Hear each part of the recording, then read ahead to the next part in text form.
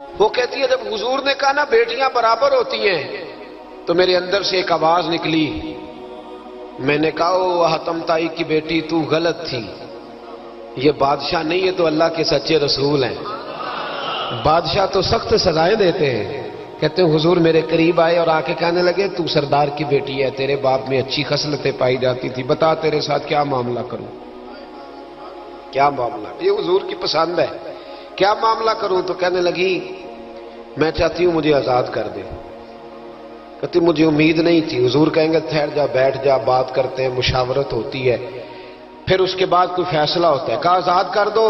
کہتی حضور نے میرے کہنے پر فوراً ہی اگلا جملہ ہی نہیں کہا، فرمایا جا تو آزاد ہے۔ کہتی ہے میں نے ایک جملہ اور کہا، میں نے کہا میں اکیلی نہیں جاؤں گی، سارا قافلہ آزاد کرو۔ اب تنگی یہ داماں پہ نہ جا اور بھی کچھ مانگ، ہے آج وہ مائل بعطا اور بھی کچھ مانگ۔ کہنے لگی اکیلی نہیں جاؤں گی، سارا قافلہ، سارا قبیلہ آزاد ہو۔ حضور نے فرمایا تو پتہ نہیں کیا سوچ رہی ہے، تو جہاں آئی ہے وہاں سے خالی جاتا ہی کوئی نہیں، سارا قافلہ۔ حضور نے فرمایا بھی اس کے قبیلے کو کھانا وانا کھلاؤ اور سارے ہی آزاد کر دو۔ واپس گھر گئی تو اپنے باپ کو، اپنے بھائی کو بلایا، بلا کے کہنے لگی بھائی وہ بادشاہ نہیں وہ نبی ہیں، بادشاہ نہیں وہ، اب تو جن کو فقیر ہونا چاہیے تھا وہ بھی بادشاہ بن گئے، بادشاہ سلامت۔ کہنے لگی میں دیکھ کے آئی ہوں، جو بادشاہ نہیں نبی ہے۔ تو عدی کہنے لگا میں عورتوں کی باتوں پہ یقین نہیں کرتا، میں خود جا کے دیکھوں گا۔ حضور نے دولت بانٹی ضرور ہے، لیکن حضور نے اس سے پیار یاد رکھے۔ ہم تو پاگل ہو گئے پیسوں کے پیچھے بھاگ بھاگ، جو سڑک پہ ادھر جا رہا ہے وہ پیسے دینے جا رہا ہے، جو ادھر جا رہا ہے وہ لینے جا رہا ہے۔ پیسے ہی کا ہی چکر ہے سارا، پیسے کا ہی چکر ہے، پیسے۔ ایک صاحب نے فون کیا، کہنے لگے کو ٹائم دے دے، تو میں نے کہا بس یار وقت تھوڑے دے دے۔ کہتے تو خوش کر دیں گے۔ میں کہ مثلا تو کی کرے گا؟ کہتے جننے پیسے کہو گے لب جائیں گے۔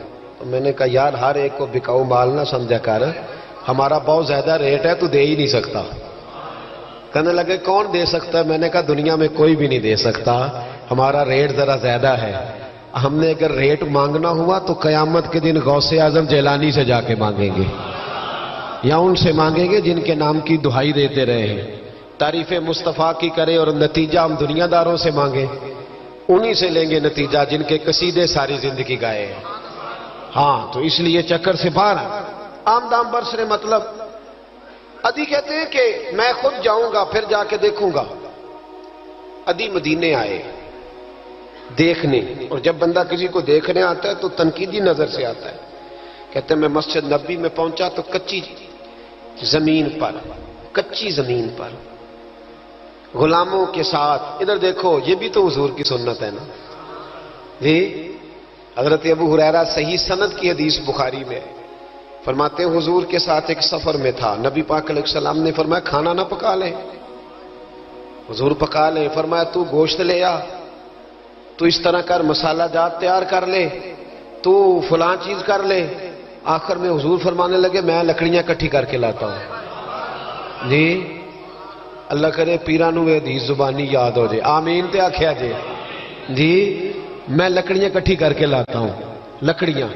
عرض کی یا رسول اللہ ہم کر دیں گے، تو محبوب نے فرمایا سارے کٹھے نہیں جا رہے، کوئی عرض نہیں میں بھی لے آؤں گا۔ تو فرماتے حضور اٹھے اور لکڑیاں کٹھی کر کے لائے۔ جب مسجد نبوی شریف بن رہی تھی تو جناب ابو ہریرہ فرماتے ہیں میں 3 اینٹیں اٹھا کے لا رہا تھا، اللہ کے رسول 7 اینٹیں اٹھا کے لا رہے تھے، 7 اینٹیں۔ چودھری صاحب آپ روز آ کے کہہ دیتے ہیں قاری صاحب مسجد دی صفائی نہیں ہوئی، تو نہیں کر سکتا مسجد دی صفائی؟ کیا سمجھتا ہے تو اپنے آپ؟ صدر بننے کا کیا مطلب ہوتا ہے کہ بندہ روب ڈالنے لگے؟ دنیا میں جو سب سے زیادہ عزت والا اور بڑا ہوتا ہے وہ وہی ہوتا ہے جو اللہ کے گھر میں جھاڑو دیا کرتا ہے۔ کیا لوگوں نے معیار بنا لیا ہے؟ یہ معیار ہے، جو قوم کا بڑا ہوتا ہے وہ قوم کا خادم ہوتا ہے۔ عدی کہتے ہیں میں مدینے آیا تو میں نے نبی پاک علیہ السلام کو غلاموں کے ساتھ کچی زمین پہ بیٹھے دیکھا، اور غلام بھی کون؟ ایک طرف حضرت بلال حبشی بیٹھے اور دوسری جانب حضرت عمار بن یاسر بیٹھے۔ کہتے ہیں حضور بیچ بیٹھے، کھانا کھایا جا رہا ہے، اور حیران میں اس وقت ہوا جب اسی پلیٹ سے نبی پاک بھی کھا رہے ہیں اور بلال حبشی بھی کھا رہے ہیں ساتھ بیٹھ کے حضور نے. ادھی کہتے میرے دل پہ چوٹ لگی. میں نے کہا نہیں یار، یہ بادشاہ نہیں، یہ بادشاہ جو اس طرح غریبوں کے بیچ بیٹھ کے روٹی کھائے. ہمارے تو بادشاہ غریبوں کے حق میں تقریر کرتے ہیں نا. ویسے ان سے پوچھو کہ اس گاؤں سے ڈنگے کا کرایہ کتنا ہے، اور پھر ڈنگے سے لالے موسے کا کتنا ہے، ان کو کوئی پتہ نہیں. ان چودھریوں کو بچوں کو کھڑے کر کے پوچھو کبھی چنے کی دال کا بھاؤ کیا ہے، کدی آندھی ہو تو پتا ہوگا نا. ان کو کیا پتا، ان کے گھر میں تو آ جاتی، اللہ جانے کہاں سے آتی ہے، ہم بدگمانی نہیں کرتے. لیکن حضور ایک پلیٹ میں کھانا کھا رہے.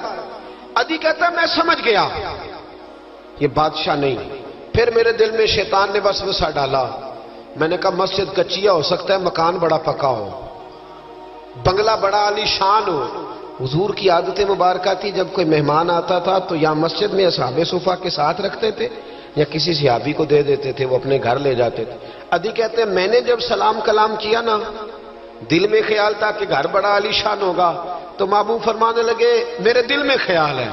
دیکھیے میرے نبی کو اللہ نے کتنا علم غیب عطا فرمایا ہے.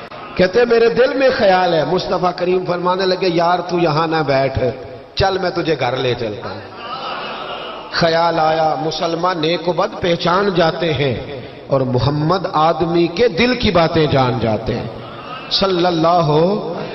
میں بریلی شریف میں تھا تو اعلیٰ حضرت کی بھائی مولانا حسن رضا خان صاحب رحمۃ اللہ علیہ، ان کے پوتے تھے شیخ الحدیث مولانا تحسین رضا خان صاحب، بڑے اچھے شاعر تھے اور نعت کی صنف سے بڑے آگاہ تھے. بڑا عمدہ مطلع کہتے تھے، مزہ آ جاتا تھا. تھوڑی سی مجھے بھی دلچسپی رہی شاعری سے تو میں بڑا خوش ہوتا تھا. ایک دن میں نے ان سے کہا کہ حضرت جی کو تازہ قطع کہے، تازہ ہونا چاہیے. فرمانے لگے چلو 10 منٹ کا ٹائم دو، ابھی کہہ دیتے ہیں. تازہ قطع کہا. کہنے لگے علم غیب رسول کے منکر اس حقیقت کو بھول جاتے ہیں، غیب مانا کہ راز ہے لیکن راز اپنوں سے کب چھپاتے ہیں. غیب مانا کہ راز ہے لیکن راز اپنوں سے کب چھپاتے ہیں. تازہ قطع کہا. ادی بن عاصم کہتے ہیں حضور مجھے لے کے چلے. جب نبی پاک گھر کی طرف لے کے چلے تو رستے میں ایک بوڑھی اماں مل گئی، پھٹے پرانے کپڑے. کہنے لگی یا رسول اللہ میں آپ کی طرف ہی جا رہی تھی، ضروری کام ہے. تو حضور نے فرمایا چل تو جا رہی تھی، میں خود جو آ گیا ہوں. ادھی کہتے ہیں چوک میں اس بوڑھی نے حضور کو کھڑا کر لیا. کبھی دیکھا آپ نے اپنا وزیر چوک میں کھڑا؟ آپ کو اسی ایم پی اے کدی نہیں دیکھا، وزیر تو دور رہ گیا.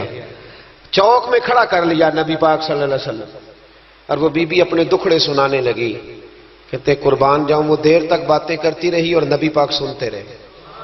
ادھی کہتے ہیں میرے دل پہ دوسری چوٹ لگی. میں نے کہا جو اس طرح غریبی سے پیار کرے وہ بادشاہ نہیں، وہ اللہ کے سچے رسول ہیں.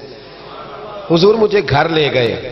جناب سیدہ طیبہ طاہرہ حضرت عائشہ صدیقہ رضی اللہ تعالی عنہا کے حجرے میں.